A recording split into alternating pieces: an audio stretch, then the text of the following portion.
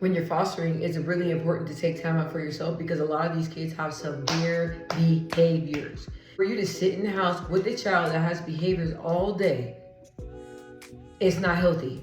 It's not healthy. So you have to take time out. So like I said, if you are thinking about fostering, it's really good to have a babysitter in place, a family member that can keep your kiddo from time to time, even if you need to get away for like 3 to 5 hours, right? 1 hour, 8 hours, however long you want, as long as you to get out the house, or even, to have this, go get out the house, spend time with yourself, even have the babysitter or, your family member keep the child while you go somewhere, go stay at a hotel, have a staycation or something, but you're really gonna have to take time to yourself. Because I noticed with me personally, I would spend all the time and invest in the children all day, all the time. And some days I was like, all right, this is a lot. Like for me to sit in the home with them through all weekend, nonstop with all these behaviors, like, you really need to take time out.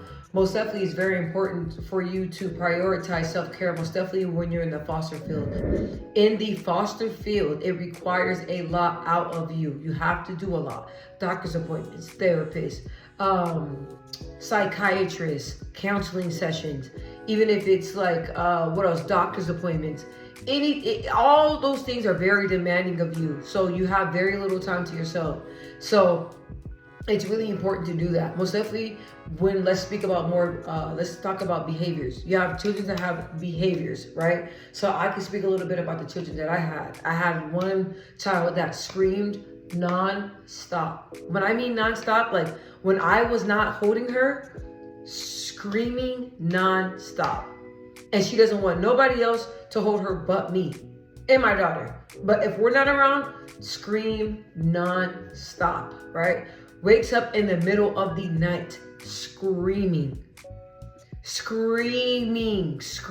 And you would think like I had one kiddo that will cry for like a brief moment and go right back to sleep. She will cry straight. Sometimes it was like an hour straight, and we could not find out what was wrong with her. And then she got so used to me coming in there trying to see about her.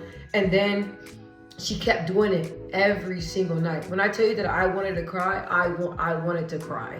And then it was hard for me because sometimes when I come home after a long day, she just screams and wants me to hold her all day. And it's like, look, little baby, I want to hold you, but I got to get dinner ready. I got to get baths going. I got to take care of you guys. I can't just sit here and hold you in my hand the whole time because you don't want to go to no one else. So that was very exhausting. And I cried. I told my husband, I was like, I don't know if I'm going to do this. And he was like, look, don't go in that room. The reason why she's doing that, because she knows like clockwork, every night you're going to go in that room, right? So once I stopped going in the room, she'll cry for a short amount of time and she'll go right back to sleep. But that was very exhausting. Why she's doing that? Because she knows like clockwork, every night you're going to go in that room, right? So once I stopped going in the room, she'll cry for a short amount of time and she'll go right back to sleep. But that was very exhausting. Then I had another kiddo that did not want to go to sleep. He came from an environment that had no structure. So he was used to pretty much doing whatever he wants. So when he came to us, he refused to go to sleep. So he would cry 2 hours at a time. We'll go in there, try to console him. He didn't want to hear nothing. He didn't want us to sing him a bedtime story. He didn't want to sit in there, nothing. He wanted out. And I was like, look, we cannot allow you to stay up till 1, 2 in the morning. Like you have to go to sleep. So that was, we had him for like 4 months. No lie, 4 months straight. 4 months straight. So a lot of people, were quick to disrupt kids. But now when you disrupt, like if you say, hey, I don't want this child in my home, now you just can't disrupt and get another child. You have to wait a month, right? You have to wait a month. You have to take classes on disruption and take training classes. And then you have to wait a month before you open another bed. So now if you want to disrupt, you got to think about it because it's kind of like a lengthy process. So after that, and then before you disrupt, you have to wait for the case manager or DCS to come get the child from your house. Sometimes that takes up to 60 days. So it's a long process. So before you disrupt, you gotta think about it because now they make you think twice before you disrupt. But we did not disrupt them. We kept them. And so 4 months, we dealt with that every single night. And our neighbors, they got used to it because they knew the routine, like clockwork. So that was very exhausting too, most definitely after having a long day.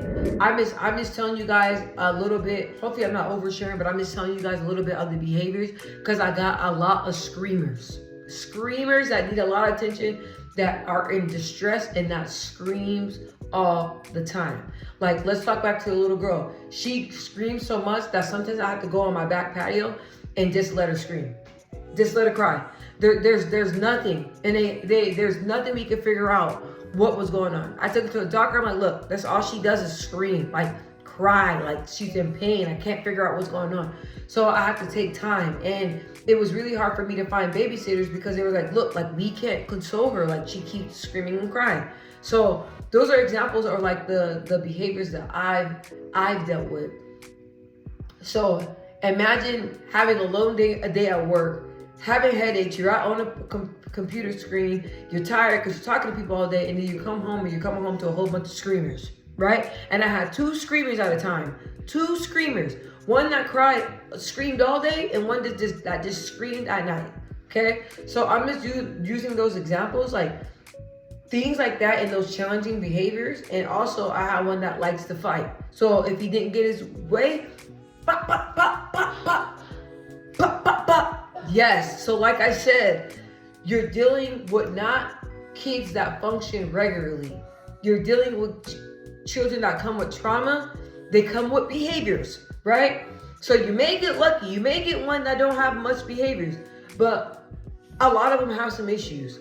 So, and then plus you have your own personal life as well. So you have to make sure you're prioritizing your self-care. Today, my daughter and I, the babysitter came over. She's great. I love her so much. She stayed over here for 5 hours. My daughter and I went out the house, did some things, and then went to my mom's house and was just chilling. And then it felt good because I'm like, okay, like now I'm refreshed. Now I'm ready for the behaviors. Now I have some time off. Now let's begin the week. So it's like a nice little reset. So you're gonna need that reset, and it's important to have that reset, right? Because I'm telling you, being with kiddos 24 hours a day, all the time, behaviors nonstop, like, that is very challenging. It's very hard. I'm not gonna lie. It's very challenging. It's very hard. And some days you're gonna get frustrated. Some days you're gonna question yourself. Can I do this? Some days you're gonna think, why in the heck did I do this? Some days you're gonna be like, okay, all y'all need to go home. It's time for all y'all to go home. Like, and I don't want to seem like I'm being brutally honest, but I'm gonna be real with y'all. It gets to that point, and you have days where you're like, okay, like, should I have them come get this child, or should I keep pushing forward, or is it enough? When do I know it's enough? It's not like you're getting just a kid that has nothing wrong with them. I mean, sometimes you do, because sometimes situations just occur and they come in and they're in foster care for a short amount of time. But in reality, realistically, 95% of the time, you're getting children that are dysregulated majority of the time.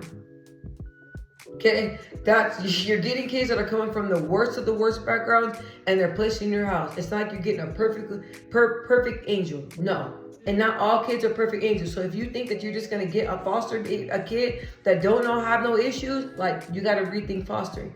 Most definitely, people say, "Oh, I'm gonna get the babies. The babies are easy." Sometimes the babies are even harder than the older kids because, like, let's say substance exposed babies, they don't sleep, they have tremors, they have stomach issues. Like, so a lot of them, some have trachs, some have to be on a breathing machine. Like, it's just so much stuff. So it's like, you gotta weigh out, what age, but babies, they get older, right? So the thing about the baby is that, because we get a lot of substance exposed kids, that's normally that's only what we take. So what you notice is that when they're younger, that you don't see behaviors, right? You see like the tremors, the shakes, the spitting up, the runny nose all the time from the drugs, the sneezes, like you see that, right? But as they get older, that's when you start seeing what the damage the drugs did, right? When they hit that 1 and 2, that's when you start seeing the effect that the drugs has had.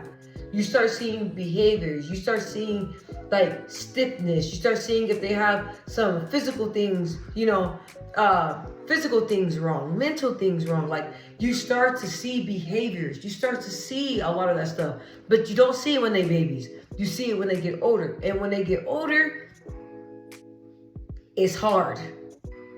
When they get older, when you start seeing those behaviors, it's hard.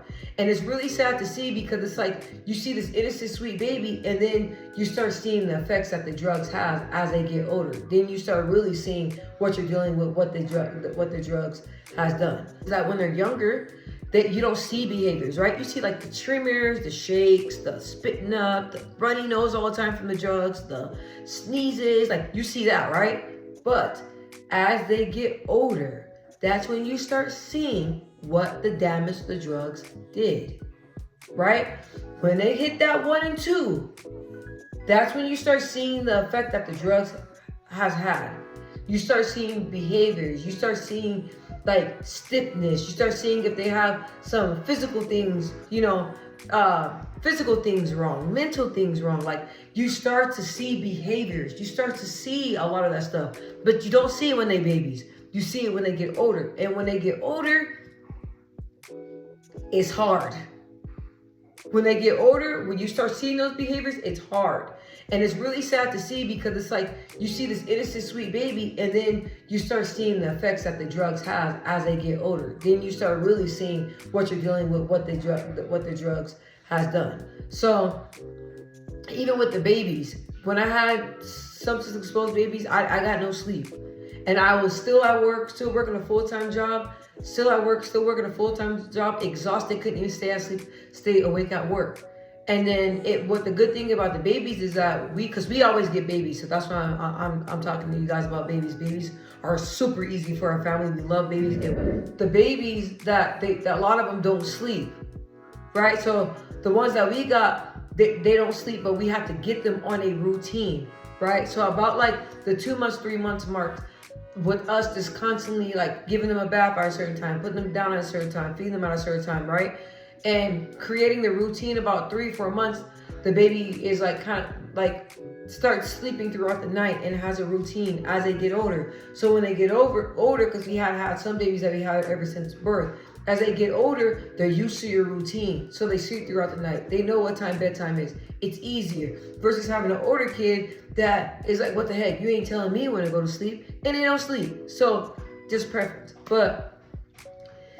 And make sure you have babysitters in place. I keep saying that all the time because I'm telling you, don't get in this fostering and you don't got no support. Because with the licensed agencies, like I have a video, you can go back and watch that when I talk about respite agencies. It's hard to get people that can help. It's really hard. So that's why I hired a babysitter. The babysitter that we have, she's leaving. So I found 2 new ones, right? I found 2 new ones. I'm going to hire both of them. The reason why I'm going to hire both, because if one can't come, the other one could come. If the other one can't come, then the other one could come. So they're both very sweet girls. I'm going to meet them sometime in person, and I'm going to have 2. I'm gonna hire 2. The one that I have, oh my gosh, she's so great. She's even gonna keep the kids for me for like 3 days in a couple of weeks, so that way my daughter and I can go on vacation. So like I said, finding a babysitter, a consistent babysitter, and finding one that that's able to handle children with behaviors, right? It is so annoying when you're out and you have a babysitter that's calling or texting you because they don't know how to handle a child. So when I'm interviewing, I say, hey, look, I am a foster mommy. The kiddos that I have, they have behaviors. Are you able to handle it? Do you have experience of working with children that went through trauma? Do you have experience with children that have disabilities? Do you have experience with children that have tantrums for a longer period amount of time? Do you have experience with that? Because if you don't, you're not gonna last a day in this job. So I ask questions like that, and I ask them, are you comfortable with working with children that are foster kids? Are you comfortable with that? So, and I'm able to keep babysitters for a long time because they're always looking for hours, and I always have hours to give because we always have foster kids coming in and out of our home. But the good thing, what I noticed is that a lot of people have like, short term foster kids, but with us, we have had foster babies for a long time. So usually when we get foster babies, they stay with us for a long time, like almost a year. So I guess that's a good thing, because when you constantly have new babies, new kiddos, you gotta buy new stuff, get this, get that. But so the kiddos that we have, they've been with us for a very long time. So prioritizing that. Me, I plan when they're at daycare, because I am taking vacation off of work. So when they're at daycare and everything like that, that's when my daughter, she's on summer break. Me and her spend time together. We do things during the day, right? So I do things for myself during the day. I hit the gym throughout the day, and I do hit the gym, read the Bible, journal. So I do all my stuff. So when they come home, I'm fresh. I have patience. I'm able to deal with them. I'm ready to spend time with them because I took time to recharge and take care of myself. You have a beautiful heart to want to do this, and you have a beautiful heart to open your home to take care of these kids and allow them to be in your home, because it's not easy. I'm telling you. So I just want to tell you guys the importance of taking time out to yourself. Take time alone, even if it's when they're sleeping, stepping outside on your back patio. Even if it's just sitting down watching a movie when they go to sleep, even if it's they're at daycare and you're off of work, but you want to stop by and get your nails done, or if you want to stop by and get some food or something, whatever you can, just take time to yourself. Even if it's, like 10 to 15 to 30 minutes, take time to yourself and make sure you have help in place. Before you have a kiddo come into your house, make sure you have a consistent babysitter or someone that is willing to help you. Because if you do not have help, it's going to be hard. Because when it comes to foster agencies, I love my foster agencies. They're great, right? But when it comes to having other foster parents help, it's hard to find help. I asked over a month ago to have somebody keep the kiddos for me for vacation, and guess what? They still can't find any foster parents to do it. So my babysitter, she's gonna keep them from me for me, and she's been working with me for some few months, so she knows how to deal with the kiddos and everything such as that. So, and it's really good to have a babysitter that has experience, because when she comes in, hey, how you doing? Hi. Okay, all right. If you need me, text me. She said, okay, bye. I go, bye. See you later. That's it. She doesn't bother me. She doesn't call my phone. None of that stuff. We have an understanding. And you also want to get somebody that has understanding and that's willing to help, that has a good attitude. When I hire people in here, babysitters, they have to have a good attitude. They have to be easy to work with, and they have to be able to not get offended by my personality. As you guys can tell, I'm very outspoken and I ask questions. If something's not done, I say it. I mean, of course I say it in a nice way, but I'm very vocal, and I need somebody that's able to be coachable and able to receive what I'm saying. So yes, take time to yourself, take time to yourself, take time to yourself. If you feel like you're getting overwhelmed, reach out to your foster license agency and be like, hey, if I'm overwhelmed, can you find another foster placement that can take my kiddo even for a few hours? Usually when you pressure them and you get on them and you let them know, like, hey, I need a break, they're gonna do whatever you can, because they don't want you to disrupt, and they want the kiddos to stay in your house. So they're gonna do whatever it is that you need help with. And if you feel like that you're overwhelmed, or you need some more resources or anything like that, you need some help. There's always so many different resources, so many Facebook groups. They got groups where you can ask, hey, I need help with babysitting this week. Is anybody available? And other foster parents will communicate with you and stuff like that. So yes, I just wanted to let you guys know this, because it's very important, man. I'm telling you guys, because I was, in a house all the time. I was like, wow, I never went on a date. I never went on a vacation when I first fostered. I never did that. I was a foster mommy 365 days of the week. I didn't take no vacations, nothing. And so I told myself, heck, so I'm not doing that. I'm prioritizing. Today I was gonna stay home, but I was like, nope, let's get out the house. So I have a few things planned. Vacations from my daughter and I. We got, activities. We're gonna be doing paintings. We're gonna do all this stuff. And I told myself, like, I'm gonna take a time out. So on that vacation, we gonna have a good time. It's gonna be just me and her. We're gonna be relaxing. I'm gonna be able to sleep in, because with the baby, I'm not able to sleep in like that. He's not yet sleeping throughout the night, but he's getting there. So, which is pretty easy, but still, The 2-year-old, he sleeps throughout the night. So like I said, the kiddos have a very fun time here, and I spoil them too much. Like my babysitter today, she told me, she's like, yeah, the baby, I noticed he kept crying and stuff, and I'm like, what's going on? I fed you, I changed your diaper, and then I held him, he just wanted to be held. I said, well, that's our fault because we all hold him. We all spoil them. So you got to take time to yourself, and if you feel overwhelmed, reach out to somebody and reach out to another foster parent, do something, but like I said, take time to yourself. There's nothing wrong with that. You can't make these kids priority 24 hours every day, all the time. You got to make yourself priority, because if you can't take care of yourself, you ain't gonna be able to take care of nobody else. So me, I can relate. Okay, I didn't take advantage of breaks. I didn't take advantage of vacations. I didn't take advantage of just getting out and taking a break. I did not. So, hey, I'm telling you so I can put you up on game.